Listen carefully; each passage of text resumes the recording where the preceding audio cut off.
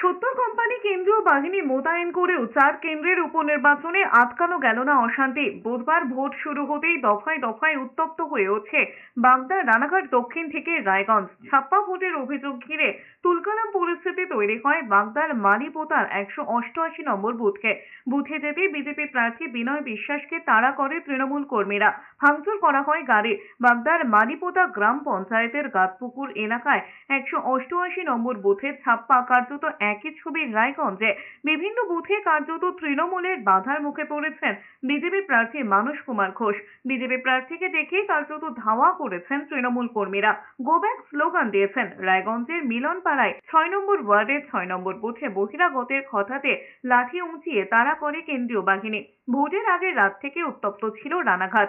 মঙ্গলবার রাতে পূর্ণনগরে বিজেপির পোলিং এজেন্টের বাড়িতে হামলা চালানো হয়, ভেঙে দেওয়া হয় জানলার কাঁচ। সেই সময় তৃণমূল আশ্রিত দুষ্কৃতীরা 2 রাউন্ড গুলি চালায় বলে অভিযোগ। রানাঘাট দক্ষিণ বিধানসভা কেন্দ্রের পায়রাডাঙ্গা গ্রাম পঞ্চায়েতের বিজেপি সদস্য গৌতম বিশ্বাসকে মারধরের অভিযোগ উঠেছে দুষ্কৃতীদের বিরুদ্ধে।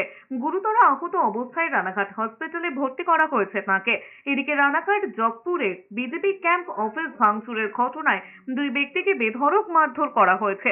পুলিশকে ঘিরেও বিক্ষোভ দেখায় স্থানীয়রা। নির্বাচন কমিশন সূত্রে খবর বিকেল 5টা পর্যন্ত 62.71% ভোট পড়েছে 4 কেন্দ্রে। অশান্তির ঘটনায় 31 জনকে গ্রেফতার করা হয়েছে।